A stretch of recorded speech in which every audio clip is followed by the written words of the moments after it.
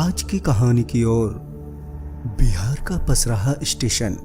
रात के तकरीबन 8 बजे मैं अकेला अपनी ट्रेन का इंतजार कर रहा था। छोटा सा स्टेशन होने के कारण यहाँ लोगों की चहल पहल सूरज ढलते ही थम गई थी। इक्का दुक्का ही लोग घूमते नजर आ रहे थे। मैं टिकट वाले काउंटर के ठीक सामने वाले बेंच पर जाकर बैठ गया, क्योंकि एक उसी जगह पर ही थोड़ी रोशनी थी। बाकी का पूरा स्टेशन अंधेरे में डूबा हुआ था।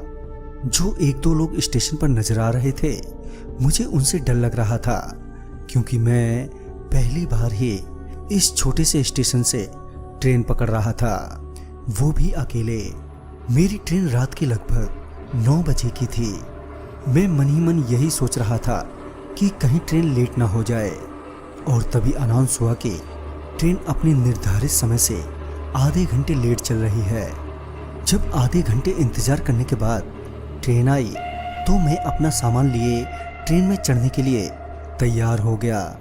और जैसे ही ट्रेन प्लेटफार्म पर रुकी, तो मैं अपनी बोगी ढूंढने लगा। मैं अपनी बोगी की ओर बढ़ ही रहा था कि कोई मुझसे बड़ी जोर से टकराया, जिस वजह से मैं अपने सामान के साथ सर के बल गिर पड़ा। तभी मुझे बहुत तेज गुस्सा आया और मैं झुंझलाते हुए उठा, ये देखने के लिए कि आखिर मुझे किसने टक्कर मारी। तभी ना जाने मुझे एकदम से क्या हो गया।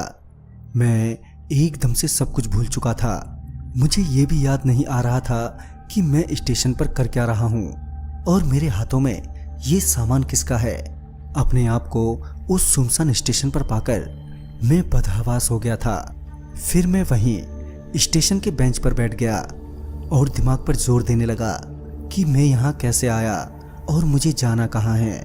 मैं अभी अपने दिमाग पर जोर देते हुए याद करने की कोशिश कर ही रहा था कि मुझे कुछ सुनाई दिया। जब मैंने गौर से सुना, तो पाया कि रेलवे ट्रैक के उस पार से वो आवाज आ रही है, मगर मुझे कोई दिखाई नहीं दे रहा था। मैं कुछ देर तक उधर ही देखता रहा कि तभी मुझे एक आदमी नजर आया, जो पटरियों के उस पार से मुझे बुलाने का इशारा करने लगा। उसे यूं बुलाता देख मुझे लगा कि शायद वो मुझे जानता होगा, जिस वजह से मैं उस बेंच से उठा और उसकी ओर बढ़ने लगा। मैं उसकी ओर बढ़ ही रहा था कि तभी किसी ने मुझे पीछे से पकड़कर खींच लिया। इससे पहले मैं कुछ रिएक्शन देता कि मैंने देखा कि एक ट्रेन बड़ी तेजी से गुजरी। मैं समझ ही नहीं पा रहा था कि मेरे साथ हो क्या रहा है कि तभी उस आदमी ने चिल्लाते हुए कहा, पागल हो क्या? इतनी बड़ी ट्रेन दिखाई नहीं दे रही थी तुम्हें? उस आदमी के इतना कहते ही मुझे सब कुछ याद आ गया। फिर मैंने उस आदमी को सारी बात बताई जो मेरे साथ हुई थी। सारी बात सुनने के बाद उस आदमी ने बताया कि दरअसल यहाँ पर काफी सारे ट्रेन दुर्घटनाएं हुई हैं, जिसमें काफी लोग मरे हैं। उनकी आत्माएं आज भी परेशान हैं, जिनके चलते वो किसी न किसी पर हावी हो जाती हैं। तभी मेरे फोन की रिंग बजी।